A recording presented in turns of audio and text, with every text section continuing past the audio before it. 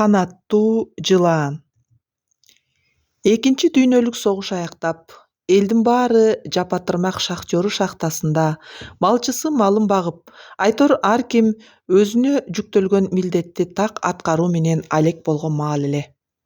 Кышкысын мал баккандар кокту-колотко, малга жайылуу, кар анча турбаган жерлерге кышташкан.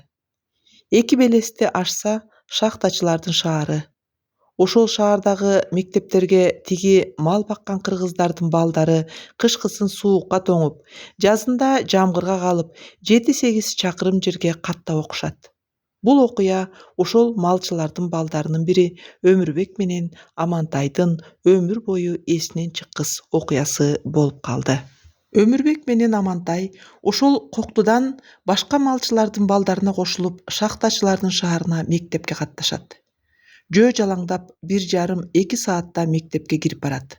Ал убакта саат жок. Ошондуктан шаардагы жашоочуларга эртең менен 3 ирет катуу үн угузулат. Аны жергиликтүү эл гудок деп аташчу.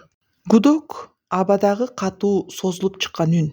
Аны ишканаларда, фабрикаларда жана шахталарда жумушчуларды ишке чакыруу же тыныгуу убактыларын эскертип коюу үчүн колдонушкан.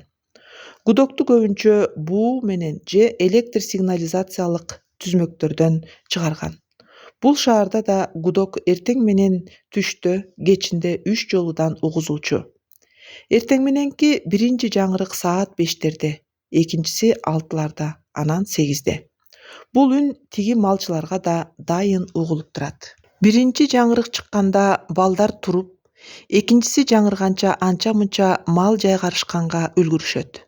Анан экинчиси жаңырат. Балдар дароо китеп каптарын ийиндерине илип алып жолго чыгышат. Китеп кап демекчи ата-энелер брезенттен бышык болот деп, эркек балдарга 4 жагына ичке биликти кошо жамап, асынганга ылайыкташтырып баштык чагылып беришет.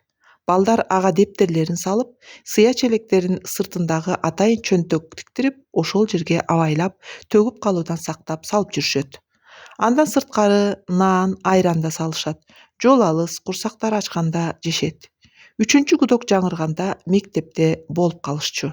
Анткени ошол 3-чү үн жаңырганда мектепте сабак, шаардагы жумушчуларга иш башталат. Түшкү жаңырык чыкканда сабак бүтүп, балдар үйлөрүнө кайра кайтышат.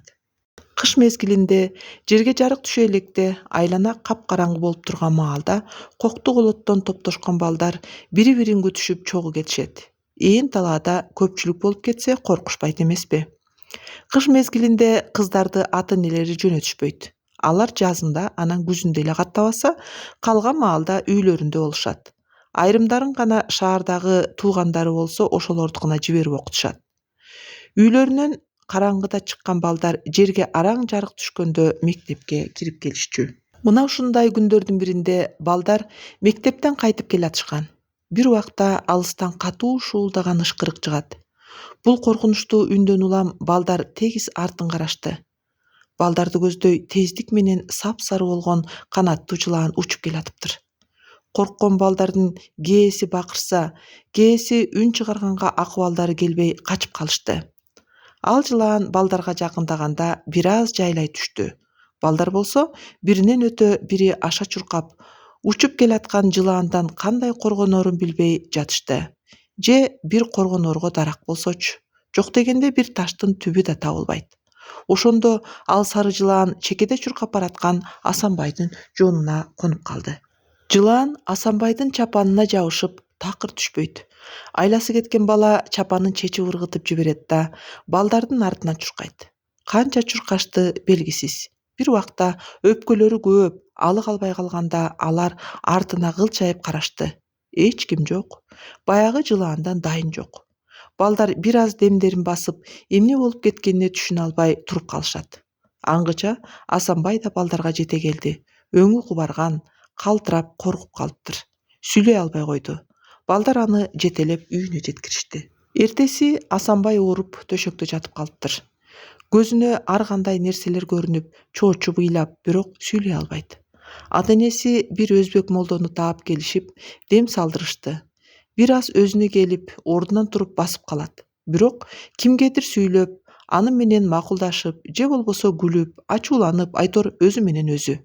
Арадан жарым жыл өтпөй кайра төшөккө жыгылат. Эти от менен жалын болуп, бир аптадан кийин көз жумат. Бул кандай сыр экенин түшүнүшпөй, эмнеге жолукканын эч ким билбей кала беришти. Ал эми бул окуяны өз көздөрү менен көргөн бир туугандар Өмүрбек менен Амантайдын көз алдында түбөлүккө сакталып калды. Алар муну кийин өз балдарына, неберелерине айтып беришсе, кандайдыр бир жомок сыяктуу гана кабыл алышты.